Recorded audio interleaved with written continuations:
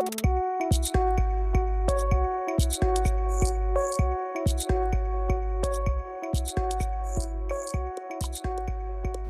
and welcome to this episode of Agilato. My name is Ravi Verma. I'm the founder, CEO, and org whisperer at Smooth Apps. So today I'm going to take you on a journey with me, and it's the journey of home buying. So my wife and I, we'd been married for many years. We'd moved to the US and we'd been living in our first home. After a few years, we grew our family, had a couple of dogs, we had a baby, and the home which was okay as a first home, it wasn't that okay anymore. And so we started, my wife found a nice location with a nice school district. What I did not know, but I now know, is that probably from the day that she was born, my wife had been looking at different kinds of magazines, home improvement magazines, going to different people's home. And what was happening day by day was a 3D composite was taking shape inside our head about the most perfect and the most beautiful home that she wanted to live in. Every time my wife is seeing a home, she's comparing it to the 3D composite of the perfect home, the most beautiful home that she has created from all her memories and home improvement magazines. And there are very few homes that can match up to that standard. Until one day, she's on Trulia or Realtor or some website, Zillow, and she finds the perfect home.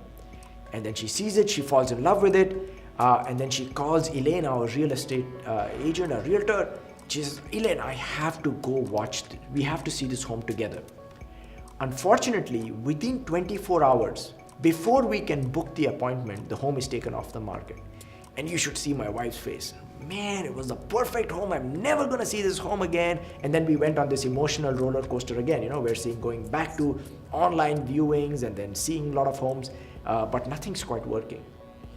Finally, one day, I think I was next to my wife, and suddenly there was a shriek of excitement, right? And there's the twinkle in her eyes comes back.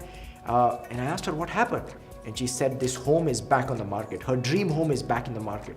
So we finally somehow, our realtor was nice enough. She makes the booking. We go and watch the house. We go to view the house. Now, one thing is interesting is I had seen so many homes with my wife. Usually she's opening every cupboard and poking into every nook and cranny to make sure that it's right? And this was very unusual. She walked into the room or into the entryway, and within 15 seconds she looked around, and then she just went to all the different rooms, and she was like, let's go. And I was surprised, she's a very detail-oriented person. What happened? She said, no, I know it. This is my dream home. And this is what people had told us. When you walk into your home, if it's yours, you know it the moment you get there. So we are sitting at the kitchen island, and we do the inspection, and we found out that the kitchen island countertop is actually, they have electrical stuff. And now, I'm from India, and in our cooking, you cannot do much cooking on electrical stuff. We need an open flame. So we knew this, not a big deal. We got an estimate from the plumber on what it would take to put a gas line. The surprise was we got the quote, and it was thousands of dollars, way more than what we had anticipated. And when we saw the estimate, we knew we didn't have the money. And I still remember I was sitting in the island, and the significance of this quotation had not dawned on me until I saw the face of my wife, and across the island was the real estate agent. And they both looked so crestfallen. It was like the end of the world. And I couldn't understand it. But then they explained that, look, this is our dream home. Everything is right, but we can't afford it. It's out. What does any of this have to do with agile software development? Look back at some of your most important projects, at some of the most important features, something that was really important for your company to survive or to win that market share or to displace a competitor. As in life, so in software development, so in business, sometimes you don't know what you don't know.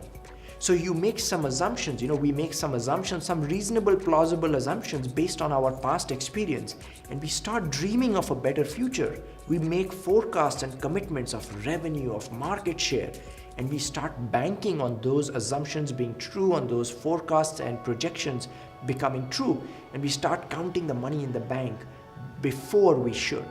And then life intervenes. one of our assumptions turns out to be invalid, or there's some unexpected event in the market. And what agile software development teaches us to do is to respond to change over following a plan. And what agile tells us is that in today's economy, hyper competitive economy, the only guarantee is change.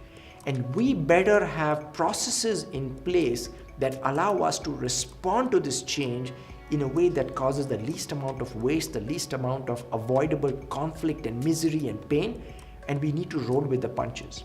And nothing hit this point home for me than that moment where my wife and I, we were so close to getting the deal for our dream home, and it seemed like it fell through.